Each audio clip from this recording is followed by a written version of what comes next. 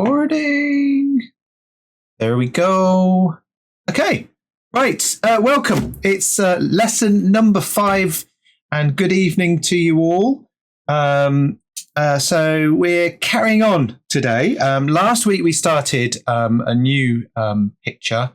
I showed you how to do blending in the background of your piece. There's Nina. Let's just put Nina on. There you go. So I showed you how to do a blended background, really as an underpainting or kind of just a color to work over the top of, so you can see your highlights and your shadows much more quickly, and also get the benefit of some of those colors coming through whatever you paint on top. We also talked about how acrylic paints can be used in different ways. Mixing a little bit of white into the paint will help the colours to be a bit more opaque in some cases, and some of the paints have less of that permanence, so are a bit more transparent. But we were looking at and being inspired by music and musical instruments. So we've created designs where the instruments are layered on top of each other to create a kind of a cubist effect. So having looked at Picasso and a number of other artists inspired by music, we've kind of moved forward looking at an artist called Susan Clark and another one called Keith Mallet as well, who often has this kind of effect of a spotlight coming down on top of the artworks as well. So we're going to have a little look at another artist. I'm only showing you this one as inspiration, not just to give you something else to do, but just to show you another artist that has looked at this kind of cubist style, but also at music. So we'll go over to the wall, the studio wall. Here we go. Yeah, right. Okay, so in the middle here we have got our Pablo Picasso artwork. The mega famous Pablo Picasso, who invented analytical cubism to show different viewpoints of the same object, but also to add textures and sometimes collage into the work. I'm hoping that maybe we'll do a little bit of collage. A few people kept mentioning collage, so perhaps we'll go down that route at some point during this 10-week course. But you can see on here how the paint has been layered on top of each other, and you've got some areas that are a little bit translucent or transparent, some areas that are more opaque, particularly on that blue section in the middle, and maybe that turquoise bit on the left-hand side there. But there's lots of different shapes that have been layered over the top of each other, repeated and moved about. So, and then the other two artists, of course, just next to Picasso here on the left, we've got Susan Clark, and below that, on the other side, we've got Keith Mallet that we've been looking at as well.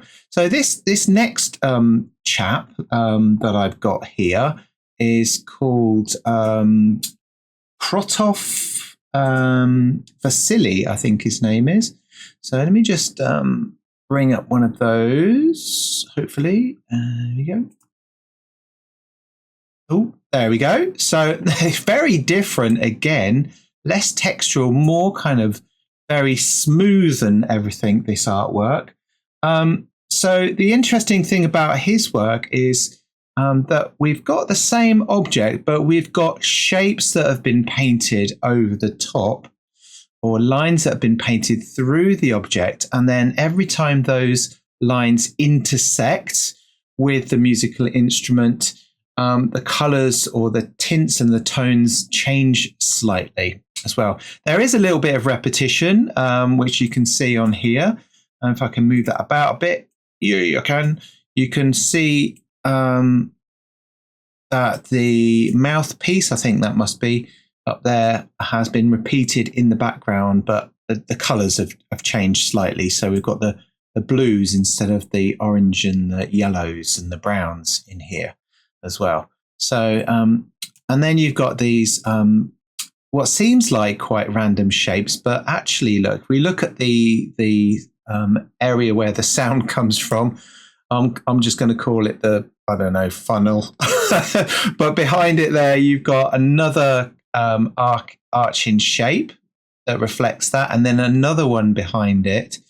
And then obviously these blues in the background, which create this kind of sense of movement and energy in the picture, reflecting this idea of music in there as well. So a really beautiful piece, very kind of different to the other two in a sense, because we haven't got these same textures. We've got this very streamlined effect in here. He was Vasily Krotov was born in 1959 in Moscow and in Russia. And his work is inspired by something called Russian Cubo-Futurism. So there's a group of artists that are originally from Italy that created a painting style known as Futurism, which I've mentioned in previous lessons, actually, where it was inspired by technology and speed and all of that sort of thing. So this is a newer sort of version of that, where the artist is looking at cubism, but using almost like a futurist style in there as well. But I think it's kind of dynamic and gives a picture lots of energy and things. So it is, you can see how it's different, but some of the techniques are quite similar in a way, with the lines overlapping and so forth. So I thought that was really interesting. Very avant-garde, very or new, as they call it. He's known for this style, combining cubism and futuristic elements. That he says creates a language that explores the complex philosophical and visual ideas of artists like Picasso and so forth. He describes it as an artistic process as a way to understand and reinterpret the world as well. And I think this is true of most artworks and artists. The unique thing about being an artist is that you bring to your audience a unique way of seeing the world. And you can see that in all the artworks we've been looking at in other lessons, or indeed today as well. So let's see if I've got another one here as well. Here's another really gorgeous picture as well, also by Vasily Krotov, or Krotkov, I think it is actually. I probably said it wrong the first time.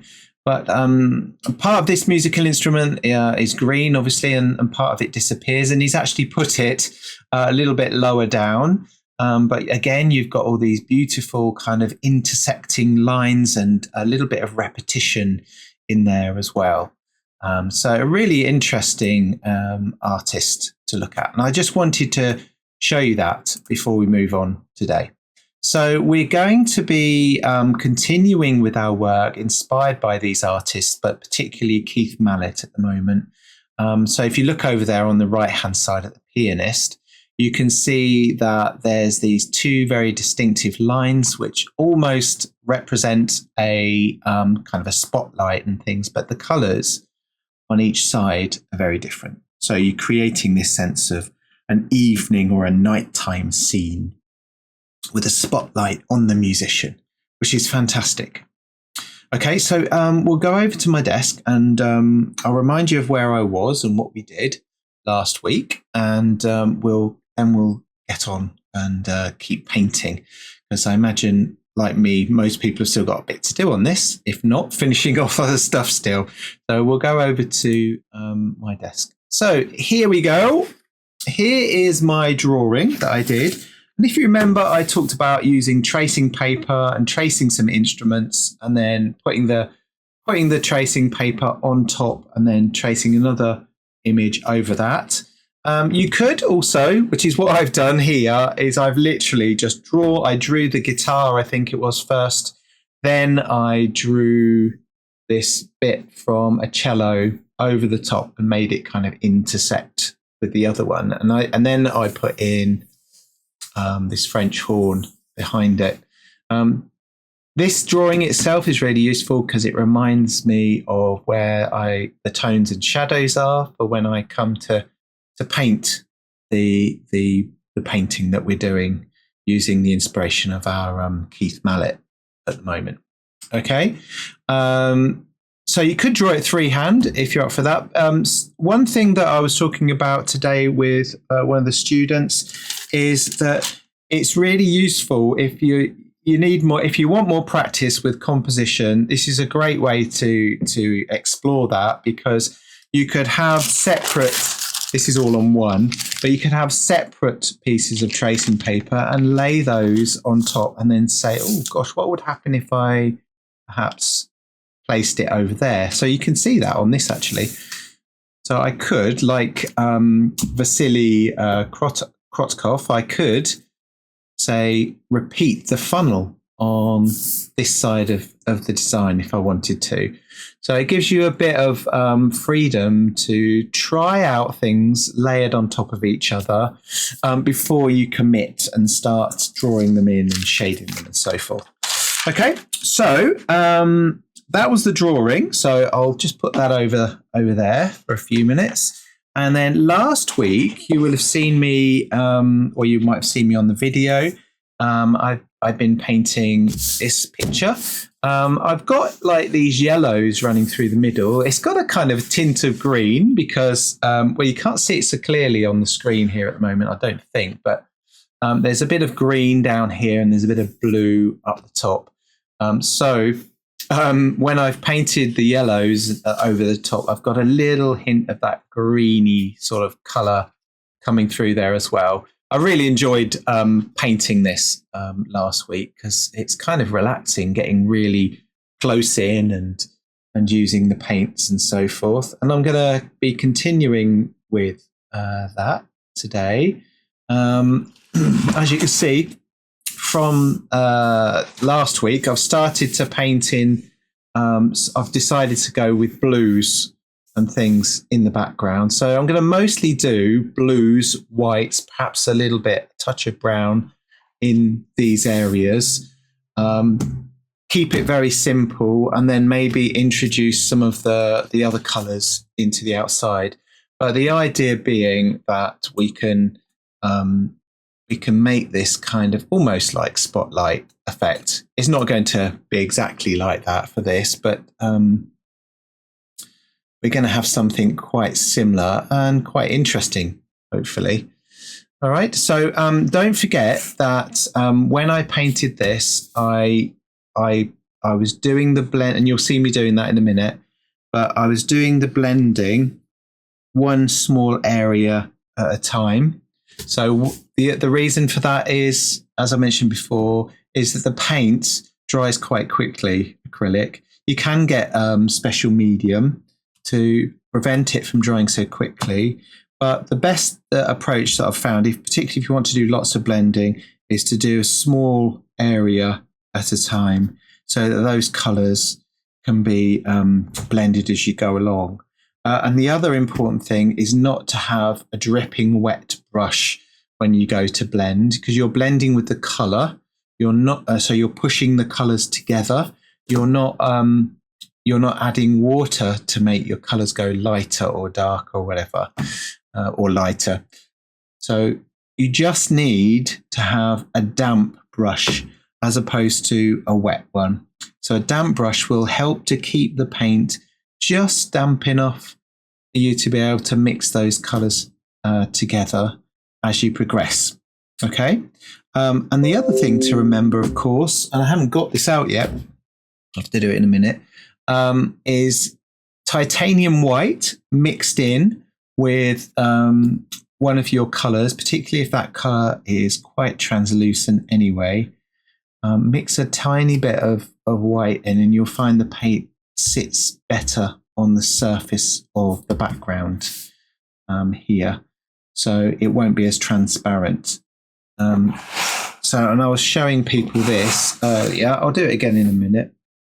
But here, look, I've this area, this little patch here, which is green now, was pure cadmium yellow.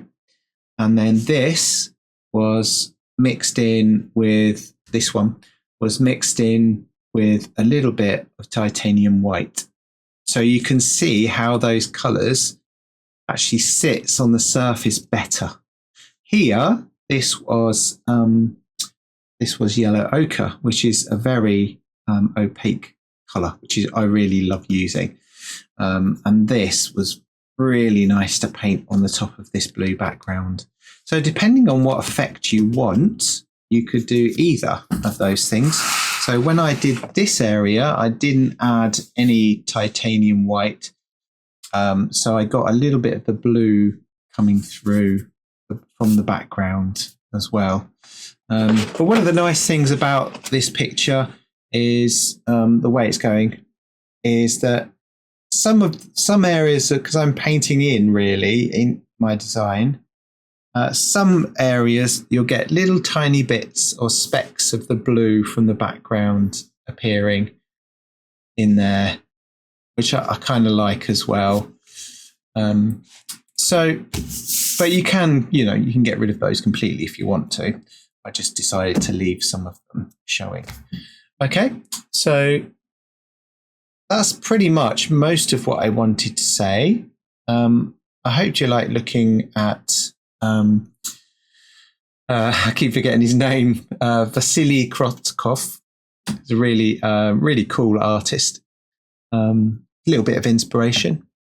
So we're going to continue with the painting. Now, if you've only just started this or you're a bit stuck, just ask and I'll have a look with you and we'll see if we can work out which way to go with it next and so forth. But lots of fun to have. Okay, right. Does anyone have any questions at this stage? So again, a really enjoyable class. So very similar to last week's lesson in a sense that I'm using all the same techniques. But this week I'm just limiting the amount of colours that I use in the background in order just to keep it simple and also to make the orangey yellow area in the centre show up. So very much inspired by our artist over there, Keith Mallet. And you can see how, I begin by applying a few colours and then whilst those are damp, I start to blend those things together. Now, once I've done that little bit of blending on there, I can come back a little bit later and add some further layers of colour back over the top, either with a very watery glaze, once it's dry, of course, or I can do some more blending back over the top with a few more colours that I mixed. I often find that beginning this, it's at the beginning, it's a little bit slow, but then once I get into the rhythm of painting and blending, things start to flow a lot better. One of the things I really enjoy about this is that we can add, like I just did a minute ago and I'm doing now, you can add white over the top and it really pops straight out of this bluey green background. But in other cases, you get the colour kind of bleeding through there, if you like, or coming through there as well. So during this lesson, I just, and here, look, actually you can see that I'm adding further colours over other colours. I'm doing it again on this area. So I just picked out a colour and blended a little bit more. The lovely thing about acrylics, of course, is that, once you've done an area, it'll dry quite quickly and you can come back and make those colours even richer by adding further layers over the top, which you can see I'm doing here quite a lot on this French horns funnel, I think it's called, isn't it? I don't know. And I was quite pleased with the area that I'm working on now because I was adding tones and shadows and things in here which created a sense of depth in the reflective quality of the metal and things like that.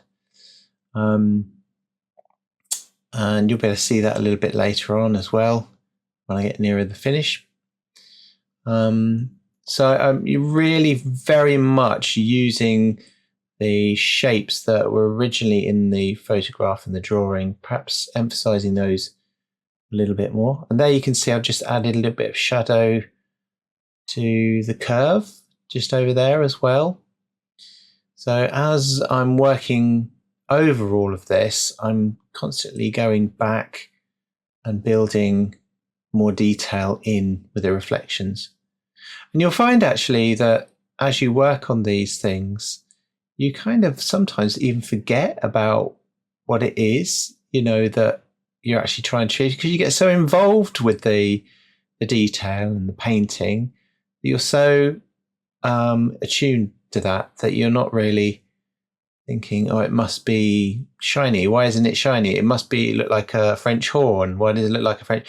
You don't perhaps think about that as much because you're so focused on the aesthetic quality or the blending techniques themselves. And yes, I could make some of these shapes even more blended or merge into themselves a little bit more, but we've got a very stylized kind of image with the shapes overlapping, and obviously there's this spotlight of yellows in there.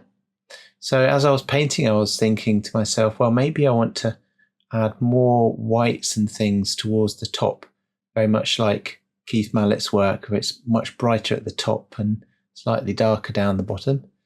But for now, I just enjoyed getting stuck in with adding this color. So here I'm adding a blue and then adding some tones back over the top of that. And I think in a moment I add some whites. So we're getting that layered effect straight away. You'll find even the white has the blue coming back through it when you work like this. But once that's done, of course, you just add more white on top, which is great because it's acrylics. So it's good fun. So I think I'll do a little bit more this evening, get a little bit further with it. We'll see that in a few seconds.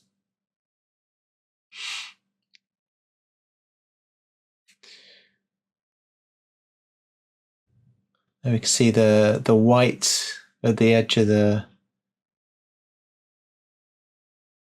French horn standing out as I've painted it in, and then adding in some of the darker tones. So you can be quite loose with the way you apply the color at first and then refine it as you go along.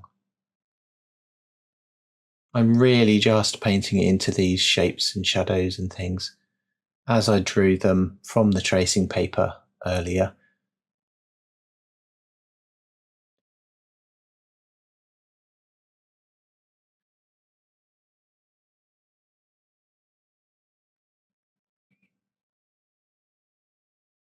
And so here I'm looking at the negative shapes again, which is helping to pick out this French horn. I think this particular French horn that I got a photograph of had some parts missing. It was probably an older one.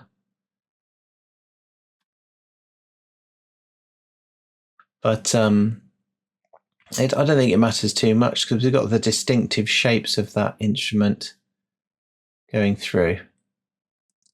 And I really like how the valves or the buttons on the French horn overlap with the other parts of the cello and the guitar as well, just down there. So I start to bring in some purples and things to this as well. You can see those appearing in there. So when all of this is dry, what we might decide to do is add some very soft, very pale glazes of different colours back over the top of the whole thing, or parts of the image, just to add a little bit more interest and draw the eye to other areas later. So I might do that in the next lesson. So we'll be carrying on with this next week, and then or in the next lesson, and then we'll move forward by starting to look at musicians playing instruments as well as just the instruments themselves. So I hope you've enjoyed today, and I'll see you next time. Bye bye.